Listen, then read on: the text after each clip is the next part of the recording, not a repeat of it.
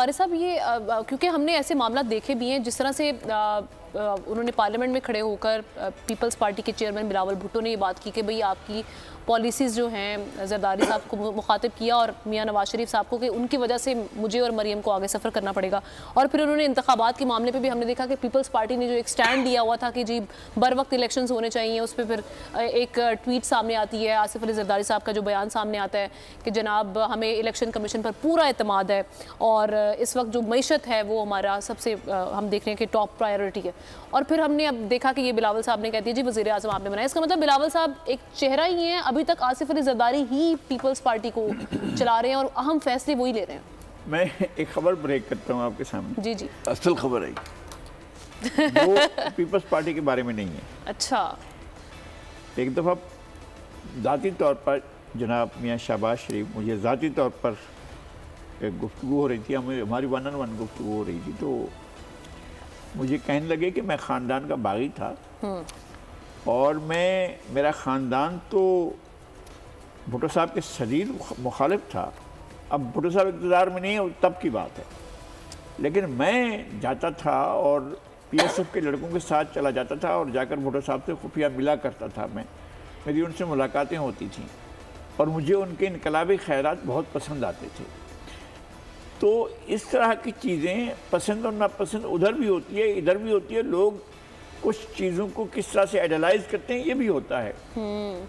वो नहीं कि मेरा इतना वो नहीं है। एक आज़ाद सहाफ़ी के तौर पर मैं पीपल्स पार्टी पर भी और नून लीग पर भी और PTI पर भी तनकीद भी करता हूँ। ख़ास तौर पर उस वक्त जब वो इक़्तिदार में हो तो ज़्यादा हक़ बनता है कि हम ज़्यादा बात करें।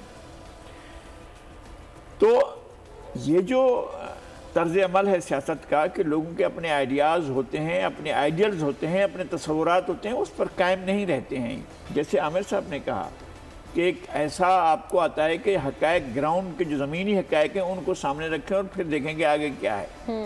अगर धूप बहुत चढ़ रही है या आग लगी हुई है और सारे का सारा जंगल में आग है और आपने उसमें से गुजरना है, तो ये थोड़ी है कि आप उस पर जाकर अंगारों पर पाँव रखते हुए आगे बढ़ जाएंगे, तो फिर बचने का रास्ता देखते हुए आगे बढ़ेंगे ना।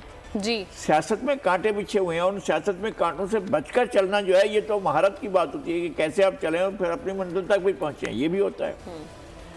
तो जरदारी साहब ने अब तक जो कुछ भी उनकी सियासत सामने आती है वो पहले तो अपने टारगेट्स फिट कर लेते हैं कि मेरे ये टारगेट्स हैं, सही, और फिर वो उन टारगेट्स पर पहुंचने की पूरी कोशिश करते हैं, स्ट्रेटेजिक लेते हैं और किसी को नहीं लग रहा होता कि ये वो पहुंच भी पाएंगे कि नहीं पहुंच पाएंगे, और लोग वो पहुंच। जुमला याद आ गया, उन्होंने एक दफ़ा जब अभी तहरीक अदम एतमाद अभी नहीं आई थी, नवंबर में उन्होंने ये बात की थी कि भाई हमारे पास हमें कहा गया अप्रोच करके कि फार्मूला तैयार करो निकालने के लिए, हटाने के लिए। जरदारी साहब को अप्रोच किया गया और उन्होंने कहा कि उसके बाद हमने देखा भी तहरीक अदम एतमाद जिस तरह से कामयाब हुई, जरदारी साहब ने जिस तरह से लोगों को बिठाया, वो भी था प्लेटफॉर्म पे इकट्ठा किया। पहले PDM बनाने वाली पीपल्स पार्टी थी, PDM की तश्कील पीपल्स पार्टी, सबसे पहले बैकआउट पीपल्स पार्टी ने किया, वहाँ से निकले भी वही थे, इसलिए कि वो इस बात पर जोर दे रहे थे कि जनाब आप असम्बलियाँ छोड़ें। ये शहबाज शरीफ साहब, पाकिस्तान मुस्लिम लीग नून, मौलाना फजलुर रहमान, बाकी दीगर सारी पार्टियां वो मिलकर ये कहते हैं जनाब आप असम्बली से बाहर क्यों नहीं आते हैं, आपको अपनी सिंध हुकूमत प्यारी है। वो कहते हैं भाई हमने स्पेस ज़ाया नहीं करना है। बहुत जिस तरह हिकमत अमली से आमिर साहब जिस तरह से कहते हैं पूरी प्लानिंग के साथ, हिकमत अमली के साथ, एक अमली सियासत के तौर पर वो रहे मैदान में, और जिनके पास इतनी बड़ी अक्सरियत थी असम्बली में वो सारी असम्बली को लेकर बैठ गए और उन्होंने कहा कि चलो मैं तो इस्तीफा देकर जा रहा हूं। जरदारी साहब का बिल्कुल आप सही कह रहे हैं। सब्सक्राइब करें और बेल दबाएं ताकि कोई खबर रह न जाए।